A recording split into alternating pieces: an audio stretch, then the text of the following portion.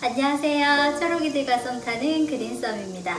오늘은 식물들이 자라는데 꼭 필요한 빛에 대해서 이야기를 해볼 건데요. 여러분들 학교 다닐 때 이 생태계 피라미드 그 제일 밑에 있는 게 이 생산자, 바로 식물인데요.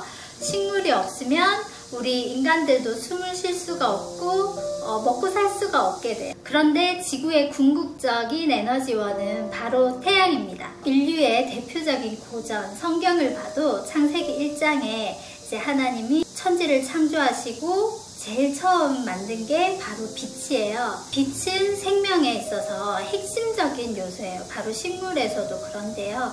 숲에 가보면 이 나무들과 식물들이 빛을 향해서 정말 서로 경쟁하는 것을 볼 수 있어요. 서로 빛을 많이 받기 위해서 빽빽하게 심은 곳은 여유롭게 널찍하게 심은 것보다 식물들의 키가 훨씬 더 크게 잘 자라는 걸 볼 수가 있어요.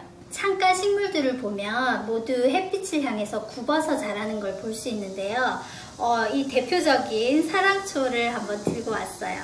사랑초의 잎을 보면 이 햇빛을 많이 받기 위해서 햇빛을 향해서 이렇게 굽어져 있는데요. 이거는 빛이 오는 방향으로 잎을 이동시켜서 광합성하기 좋은 상태로 스스로 바꾸는 거예요. 그리고 빛이 좀 부족한 곳에 사는 식물들은 연약하게 웃자라게 되는데요. 키를 길게 키워서 햇빛을 더 많이 보려고 노력하는 거예요. 왜냐하면 광합성을 해야 지들도 먹고 살 수 있으니까. 이 해가 있는 게 얼마나 큰 축복이고 선물인지 몰라요. 식물들을 보면 햇빛을 받는 쪽은 키가 좀 덜 자라고요. 햇빛을 못 받는 쪽은 길어져요. 키가 쭉 자라게 돼요. 바로 옥신이라는 호르몬이 하는 일인데요. 옥신은 빛에 잘 분해되는 물질이에요. 그래서 이 직광에 막 내놓는 것보다 유리온실이나 비닐하우스에 있는 식물들이 더 잘 자라는 이유가 유리나 비닐의 햇빛에 자외선이 한번 차단되기 때문에 옥신 파괴가 덜 되어서 더 잘 자라게 되는 거죠. 영록제도 빛의 방향에 따라서 각도를 틀고 심지어 모양도 조금씩 변하는데요. 식물이 이렇게 햇빛을 향해 굽어 있으면 이렇게 방향을 확 돌려주시죠. 저도 잘 그러는데요. 그래야 골고루 균형 있게 자라니까요. 그런데 이게 식물 입장에서는 조금은 당황스러운 일이죠.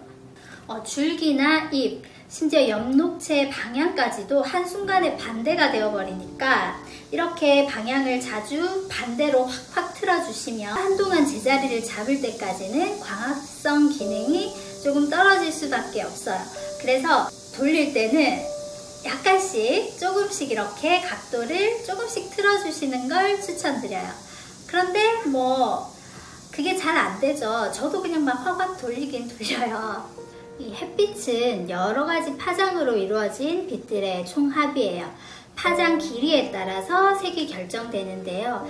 프리즘이란 걸 가지고 빛을 색깔에 따라서 분해한 거를 스펙트럼이라고 그래요. 식물이 광합성을 하기 위해서 엽록소가 가시광선 영역 안에서 빨간색, 파란색 빛을 흡수하고 초록색은 흡수하지 않고 반사하기 때문에 대부분의 식물이 우리 눈엔 초록색으로 보이는 거예요. 다시 말해서 초록으로 보이는 식물들은 초록빛은 흡수하지 않고 튕겨내기 때문에 그것이 우리 눈에 와서 초록색으로 보이는 거죠. 너무 이론적인가? 또 식물잎에는 카로티노이드계 색소가 있는데요. 우리가 흔히 아는 카로틴, 그리고 안토시아닌 이런 색소들도 있어요. 이런 색소들은 엽록소가 흡수하지 않는 파장의 빛을 흡수하게 돼요. 이 색소들은 과도한 빛, 아주 강한 자외선으로부터 이 자신을 보호하기 위한 건데요.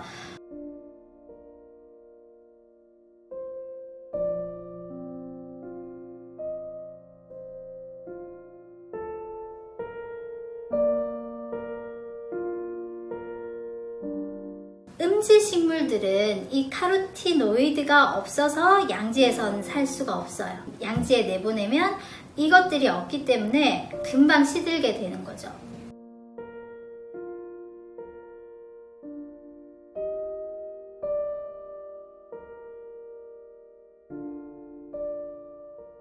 참 말이 길었는데요. 그래서 결론은 식물에게는 햇빛이 꼭 필요하다는 거죠. 음지식물이라 하더라도 그렇게 강한 빛 말고 밝은 곳에서 최소한의 빛이 있어야 자라게 됩니다. 오늘 또 한 가지 더 이야기할 거는 식물 생장등, 바로 식물 생장 LED 등인데요.